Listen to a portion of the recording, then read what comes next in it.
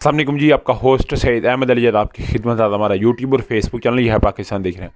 लाखों करोड़ों दुरूद हसन मुस्तफ़ा सल्लल्लाहु अलैहि वसल्लम और आले मोहम्मद पर सुप्रीम कोर्ट बार का बड़ा अहम इजलास था और बड़ी अहम इलेक्शन था। इस अहम इलेक्शन के अंदर 21 के करीब जो है वो कैंडिडेट खड़े थे, मगर सरदार शहजाद शौकत हयात साहब और अब्दुल कदूस साहब, ये बेसिकली दो कैंडिडेट थे जिनका मुकाबला था। एक आसमत जहांगीर ग्रुप और दूसरी हामिद खान ग्रुप, इंडिपेंडेंट और प्रोफेशनल ग्रुप था।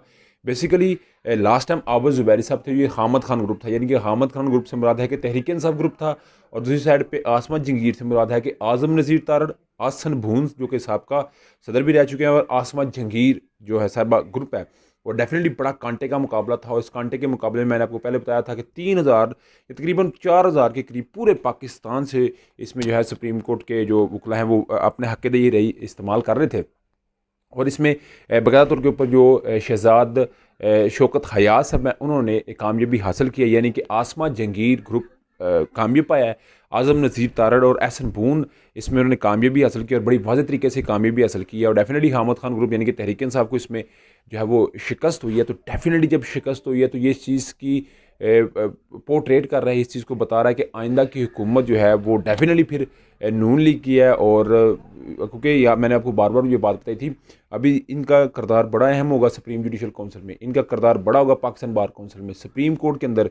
और सुप्रीम कोर्ट की इस वक्त जो जजेज़ हैं या जिनका अभी रेफरेंस चल रहा है या जिनका भी रेफरेंस ख़त्म हो गया है या आगे जो अमल होना है, उसके अंदर बड़ा अहम किरदार होगा शौकत हयात साहब का। तो डेफिनेटली ये आज अगर इसकी मैं बात करूँ तो नून लीग इस चीज़ के ऊपर बड़ी खुश होगी कि हमने एक और बड़ी कामयाबी हासिल कर लिया। इमरान अहमद खान ने साबका वज़ीर-ए-आज़म इस्लामी जमहूरियत पाकिस्तान मुझ समेत या जितने भी लोग उनके चाहे उनको पसंद करते हैं या उनको पसंद नहीं करते, तो डेफिनेटली तमाम की एक ख्वाहिश थी कि तहरीक इंसाफ के चेयरमैन को देखे थे उनकी प्रेजेंट सिचुएशन क्या है। तो एक जी न्याजी साहब DSP हैं, उन्होंने बकाया तौर के ऊपर इमरान अहमद खान न्याजी साहब की, शौकत न्याजी साहब हैं गालबन, उन्होंने इमरान अहमद खान साहब की एक पिक्चर जो है उनके साथ है और सेल्फी है जो कि इस वक्त वायरल हुई है और पूरी दुनिया में ये जो है वो सर्कुलेट हो चुकी हुई है। पूरी दुनिया में जैसे सर्कुलेट हुई है तो डेफिनेटली एक बहुत बड़ा अभी ब्रेक थ्रू है।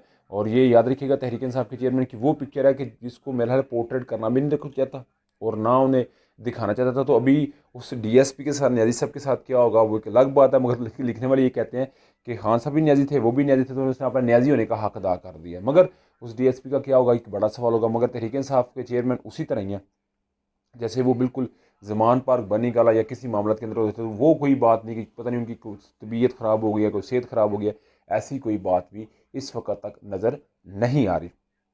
उधर जी जाती उम्र में 4.5 घंटे एक इजलास हुआ है। 4.5 घंटे के इजलास के अंदर बड़े अहम फैसले हुए हैं और निज़ाम इंसाफ के ऊपर बातचीत हुई है। और सेनेटर इरफान सिद्दीकी साहब को उसकी क़यादत में एक पार्टी मंशूर है जिसको पार्टी बयानिया बनाया जाएगा, हर जगह वही बयानिया बोला जाएगा।